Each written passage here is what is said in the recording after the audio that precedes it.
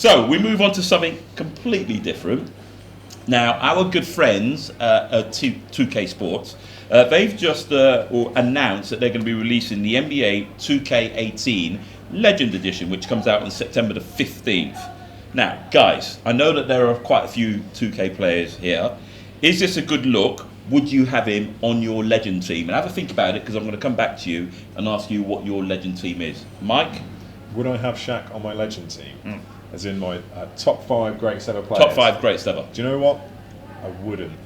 And I can give you my top 5. We're talking like starting 5, yeah? Yep, starting 5. I've got to admit, at centre, there was a lot of questions for me. But my starting 5 would be Magic, Michael, LeBron, Timmy Duncan.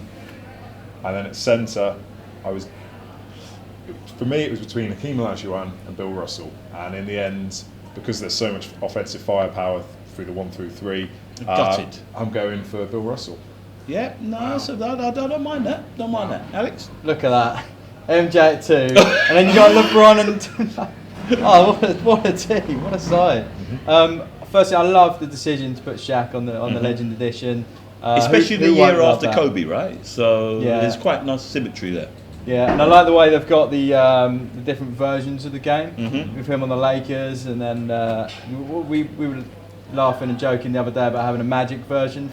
Yeah, because it's cheaper depending on which jersey he's wearing. Yeah. So I said I might be able to afford the Boston one. Which is a couple of dollars. Well, the good thing for Alan is that the most expensive version of it is him wearing his Lakers one, right? So that's the gold version. Too right. There you go, Alan. We've got the Lakers in for you. So have you given us your 5? All of your 5? No, I might be a bit young for that. Here we go. I'd love to have Steve Nash at point guard. Right. Okay.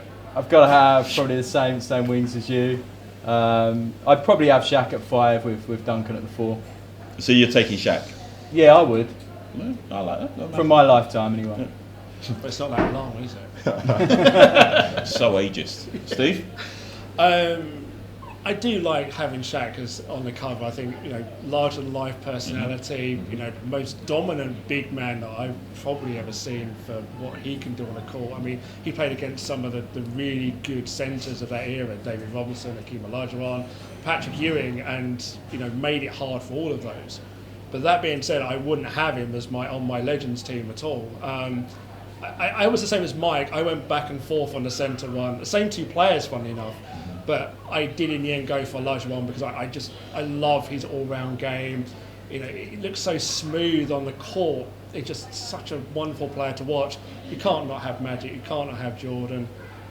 Can't not have LeBron. So it then comes down to the other one. And I grew up in an era and Celtic legend Larry Bird. Just one of the great clutch shooters, had some of the most incredible moments in NBA history. I mean, who doesn't remember the Bird steal in that game? That's one of the most legendary calls of all time. No, Larry Bird. He was in Space Jam as well. Yeah. So there's an extra tick there. Yeah, an extra reason why. Yeah. But was he a power forward? Are we going positional? Well, different game. It is a different game. It's a different game. Yeah, no, I understand that. He was a power forward when Kevin McHale used to come off the bench for the Celtics. Now, you see, Alex is sitting there going, "Who are you not talking about? Who are these names that you're throwing out in the air?" So I actually decided to go to the 2K expert. That is my son Brandon, of course. He of the report, the lifestyle report that you normally see on the Drop, and the amount of time that he spent on this, you'd think to yourself that he would come up with a good team. So Brandon's team was MJ, Kobe, Shaq, KG, and Larry Bird. So there's some elements in there as well. So, and I think that's the beauty, for me, that's the beauty of what 2K have done with this whole Legends thing, is that for young people, even younger than you, Alex, you can bring in these legends and mix them up with some of your favourites. For myself, I've gone off-piste.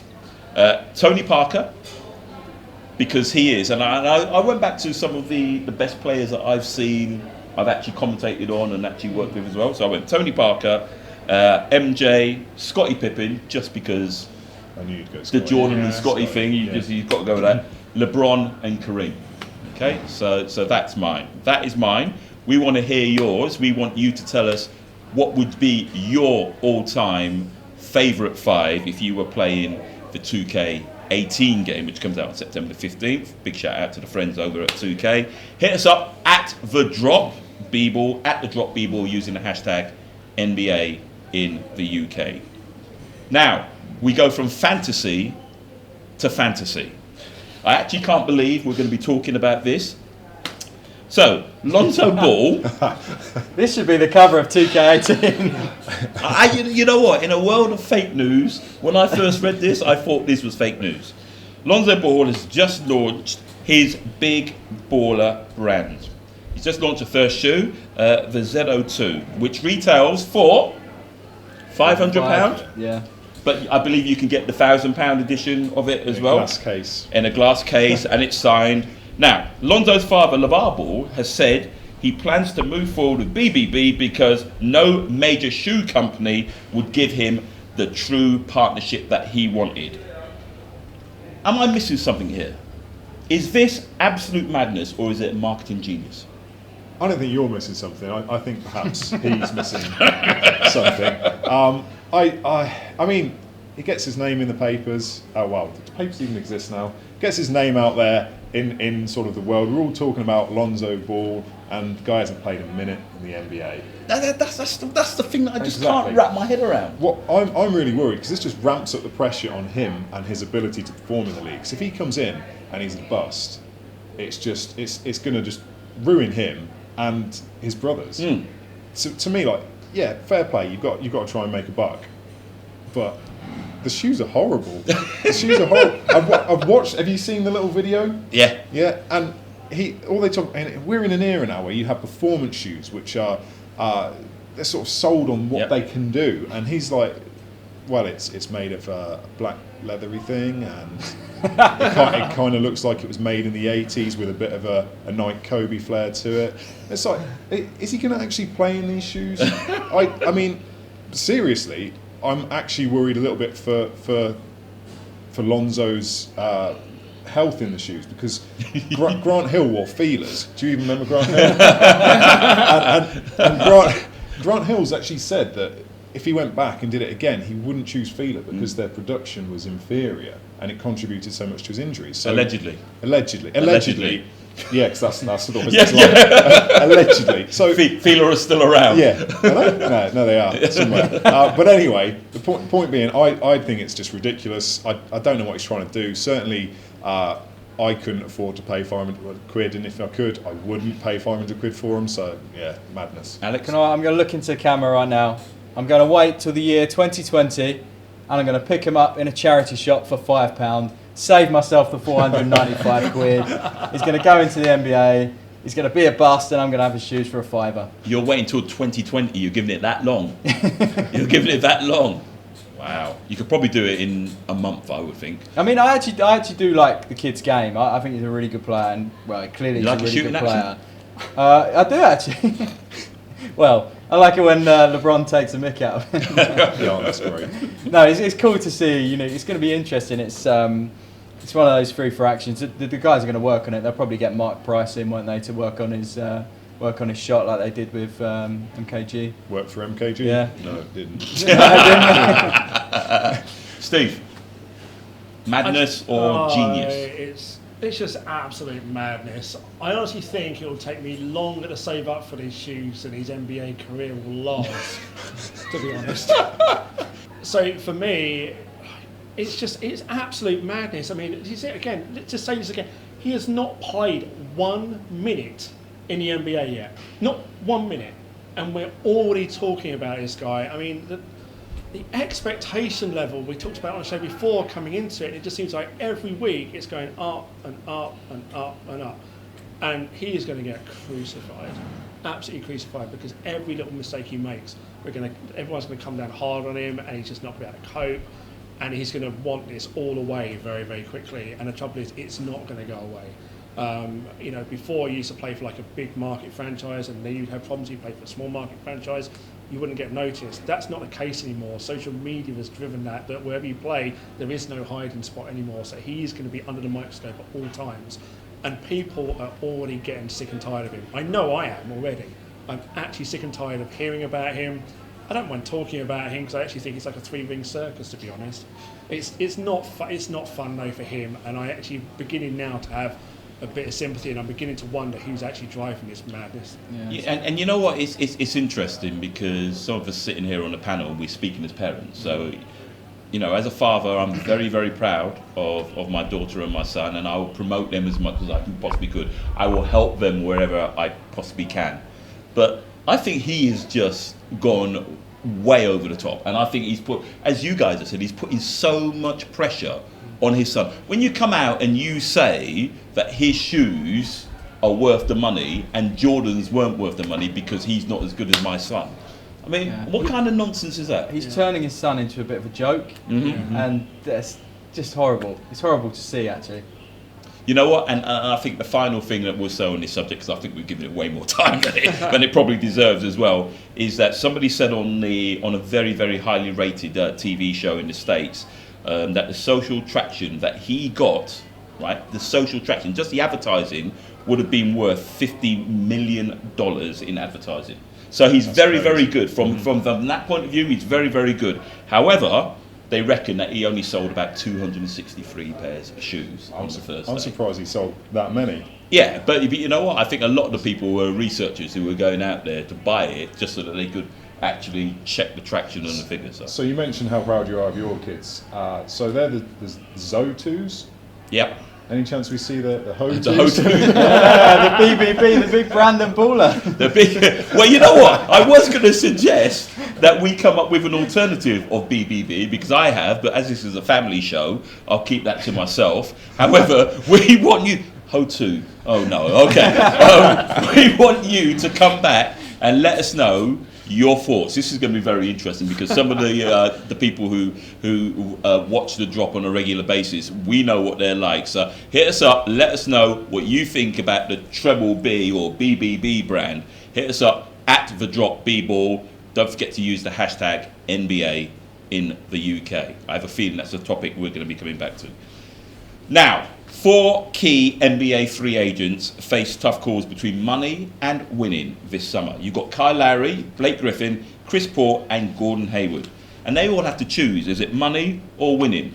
So, Mike, you're their agent. What do you recommend that they do? Well, this is already a leading question because I'm their agent. I get 8%. So take the guaranteed money. Because if you get a ring, you might get endorsement deals off the back of it. But if you've already taken a max salary and I'm getting 8%, I'm telling you to take the money. But seriously, I think this is an interesting conversation because let's say Chris Paul, who has managed to influence the CBA into giving him potentially a ridiculous designated player extension for his age.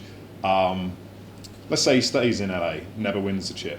He's already been chided as a failure somehow. He's never got past the second round, all that sort of stuff. If he does leave the money on the table, which I doubt he will, but if he does, and he goes somewhere like the Spurs and he wins, but it's Kawhi's team, why does that make him better than failing in the second round? Why does winning as the second? That's what I don't understand. Is like we're defining these guys by championships, but then we discredit their championships with. Like KD, if he wins it this year, he's got a chip, but it hasn't validated his career. So to me, it's doesn't that depend on who you're talking to? Because I think for KD, for me, what gives him extra validation is he's a great player. He's won a lot of things, but the fact that he will win a chip, for me, is something that he deserves and will elevate him to another level. But the detraction is, yeah, he's won a chip, but he went to someone. He didn't build it himself. He went somewhere else to get it. And that's the interesting thing for me. For most of the guys, I would probably say take the money. But for guys like Gordon Hayward, it's a really difficult decision because if he takes the money, Utah are on the up, but it could hamper them going forwards long term with other free agents. If he goes to Boston, great, he could win there, but there's no guarantee with LeBron there. You know what, Steve? So much money in the game. Surely winning has got to come into it at some stage. There's only so much money you can have, right? Yeah, I mean, it does, but these guys are going to accumulate as much money as possible before they get to that point. I mean, yeah, you can only have so much money, and sure, if people have got too much money, I'm sure a few of us would probably like, even like a small percentage. Mike's like, you'll take 8%, be quite happy with that. Standard agent fee. Standard, and he'll take that. But I mean, there are some very difficult decisions to make. It's not just the players, but it's the teams as well. Mm-hmm. I mean, I agree with Mike. I think Hayward to Boston, I think that's a really good fit. I think that is one of those things that I think would really work out well. And I think maybe Utah being swept could play a big part in that. So you think, well, have we come as far as we can go? Can I really stick around here? Yeah, they're on like the rebuild and beat the Clippers, but I mean, most of us had them to beat the Clippers anyway. I mean, Clippers are on the way down. Clippers are going to make a decision around CP3 and Blake Griffin. I mean, for me, if I was being bold about it, I would sign CP3, and I wouldn't even offer Blake Griffin a contract. I would literally let him walk and let him test the market and see what he thinks his value is. I don't think Blake Griffin's game is that great. I think he's a star player, but he's got so many faults to his game that there are better players you can bring in for that kind of money. You're going to have to pay Blake Griffin anyway. And you're going to hamper yourself going forward by having Blake and CP3. You've already proven you can't win with those two together as it is. And then obviously the situation of Kyle Lowry, it will come down to whether Toronto offer him a max. That's what it will come down to. If Toronto offer him a max, he's staying. Do I think Toronto should offer him a max? Probably not, because that contract looks real ugly at the end of it. I mean, the money he's going to be getting at the age of 35, 36, and is he still going to be at that level? Is he actually a max contract player? This is what the CBA, with like a blown salary cap, has just literally been to any player can command so much money now, and Lowry's sitting there going, pay me the money, and rightly so, but is he worth it? No. But isn't there, there's going to be a whole load more money available next year, isn't there? Yeah. The TV contract and all the other stuff that's coming in the broadcast rights. Alex, I've got to say, I'm sitting here and I'm kind of depressed because it's all about the money. No, I haven't got the money anyway, but it seems to be all about the money. No, Surely the winning has got to come in. It does. One of the reasons I love to see Hayward stay in Utah is because he's got a good thing going on. The fans love him. It's relatively early in a rebuild. They're going in a forward direction. They've had some success this playoff season. Obviously, they got swept by Golden State Warriors, but kind of who wouldn't? So yeah, you've got a good thing going on. Stay there. The guys in LA, I would get out personally. I think both for the ball club and for the guys as basketball players, I think it's time for that team to move on. Cole Lowry, if Toronto offer you the max, take it. Yeah. Do you agree with what Steve said, that he isn't a max player? It's so hard. His age has to come into it. He's 31 years old, I believe, and that contract would probably 5 years would probably run 36. To 36. Yeah. So I'm looking. I don't think I would when it comes down to it, because they've got a couple of other guys, free agents. I think the two guys they picked up just at the trade deadline are both free agents, so there's going to be some changes in Toronto. They've got to acknowledge that. They've got to kind of hold their hands up and say, right, it's time to move on. But yeah, as a franchise, this is kind of the best they've had, so they want to keep riding that. So it's a tough situation in Toronto. It's tough to know what to do. But they've let Boston and Washington kind of like leapfrog them a little bit. And we always thought maybe that Toronto might be the challenger for Cleveland, and now looking at Boston's like ahead of schedule now in terms of their retooling and everything else. Washington, we thought might take a step back, and now they've kind of like re-elevated themselves back up again. So Toronto are sitting there going, are we really the fourth best team in the East now? Is this where we are? Is that what we can aspire to be? Is that the best we can be? The sad thing is, they've built this team to face Cleveland, and they just got swept relatively easily. It's failed miserably. So listen, we're talking about the money, and very, very quickly, yet again, if you're their agent, who are you going to make the most money out of those four players that we've talked about? If you're the agent, who are you going to make the most money out of, Alex? Gordon Hayward, I think his game is just fantastic, and it suits the NBA style of play these days, and he's peak of his career. It's just everything just lines up for him. Mike? Chris Paul, I'm re-signing him for the designated player extension where he commands a ridiculous amount of the salary cap, and he's got his Jordan endorsement deal. That's the most money. There you go. That is the most money, but yeah, I mean, Hayward's a guy I love, but is he going to be a max deal player in Utah? I think he'll be a max deal player elsewhere. So it'll be less money. It will be less money, but that is a better scenario for him. But I think, and because I'm a bloody good agent, I'm actually going to go, and also he's my son's favourite player as well, Blake Griffin, because I think it's interesting what you said about what's his worth on the market.